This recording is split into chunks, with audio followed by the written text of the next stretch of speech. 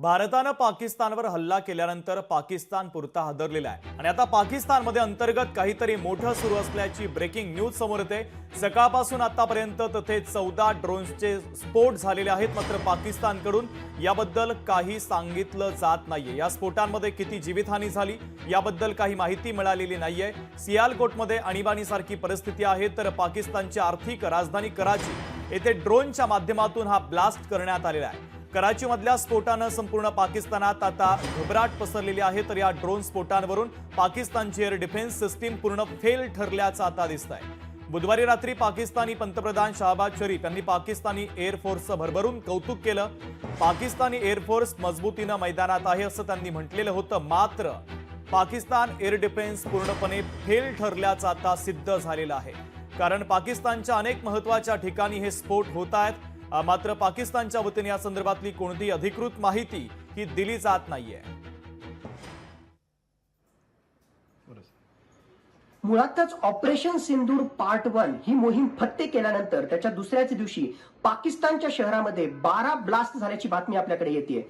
अधिकृतरित्या भारतीय लष्कराने त्याला दुजोरा दिला नाही, त्याचबरोबर पाकिस्तानच्या लष्कराकडून सुद्धा अधिकृतरित्या माहिती मिळाली नाही। पण ज्या प्रकारचे हे ब्लास्ट झाले त्यामध्ये मोठ्या प्रमाणावर ड्रोन वॉरफेअरचा आणि त्याच्या अनुषंगाने ड्रोनच्या माध्यमातून हल्ले केले गेल्याची शक्यता खूप दाट प्रमाणामध्ये आहे। त्यातली एक शक्यता अशी वर्तवली जाते की मुळातच फक्त फेज 1 ऑपरेशन सिंदूरचा आपण कंप्लीट केला, ज्यामध्ये टेररिस्टचे हाईड आउट मुख्यतः या दहशतवाद्यांची तळ आपण उद्ध्वस्त केली, ज्यामध्ये ऍक्टिव्ह टेररिस्ट त्याचबरोबर त्यांना ट्रेनिंग देणारे कॅम्प्स आपण उद्ध्वस्त केले। पण इथपर्यंत ही दहशतवादाविरुद्धची लढाई भारताची संपणार नाही आणि खऱ्या अर्थानं या दहशतवादी संस्थांचे जे वेगवेगळे आका पाकिस्तानमध्ये लपून बसलेले आहेत, पाकिस्तानच्या लष्करात मार्फत त्याचबरोबर ISI मार्फत त्यांना एक प्रकारे पाठिंबा मिळतो, त्यांना हुडकून आपल्याला इलिमिनेट करायचं आहे। त्या अनुषंगाने सुद्धा हे ड्रोन हल्ले त्या ठिकाणी असू शकतात। त्याच्या दुसऱ्या बाजूला जर आपण त्या ठिकाणी कन्सिडर केलं तर मुळातच पाकिस्तानची परिस्थिती अत्यंत नाजूक आहे। एक प्रकारे अंतर्गत गृहयुद्धाची जी आहे त्या ठिकाणी पॉसिबिलिटी निर्माण झालेली आहे। मुळात BLA सारखी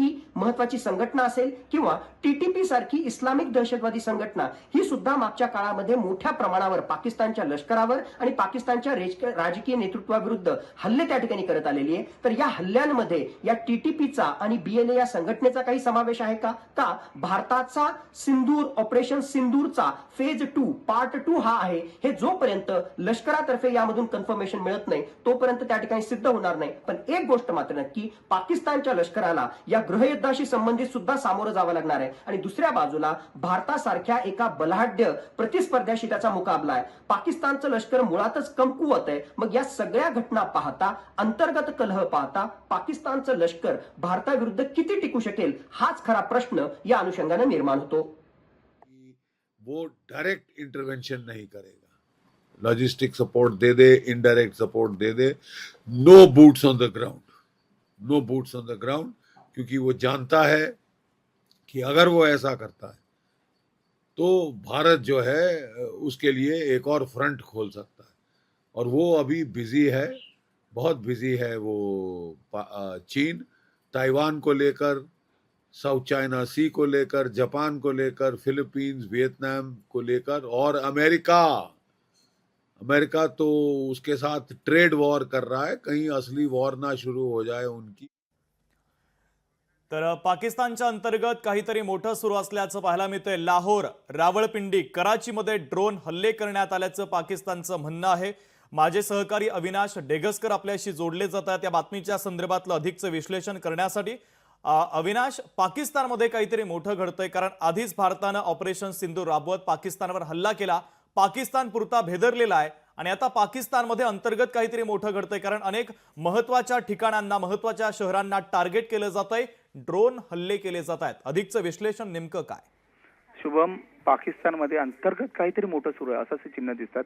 सकाळपासून 12 पाकिस्तानमधली 12 शहरात 14 ठिकाणी ब्लास्ट झालेले आहेत, बऱ्याच ठिकाणी ड्रोनने ब्लास्ट केलेले आहेत, स्फोट झालेले आहेत। पण या संदर्भात पाकिस्तानकडून याबद्दल काही सांगितलं जात नाहीये की या स्फोटामध्ये किती जीवितहानी झालेली आहे, किती नुकसान झालेलं आहे, याबद्दल काहीही माहिती पाकिस्तान देत नाहीये। त्यातल्या त्या सियालकोटमध्ये इमर्जन्सी सारखी स्थिती आहे, म्हणजे त्यासोबत त्या सियालकोट नंतर लाहोर, कराचीमध्ये ब्लास्ट झालेले आहेत।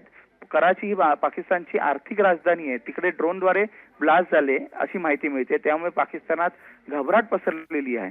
त्यानंतर स्फोटानंतर संपूर्ण परिसर जिकडे ब्लास्ट झालाय तो सील केलेला आहे. पाकिस्तानी मीडियानुसार कराचीमध्ये ड्रोन ब्लास्ट झालेले आहेत आणि त्यामुळे कराचीही थोडं हादरलेलं आहे.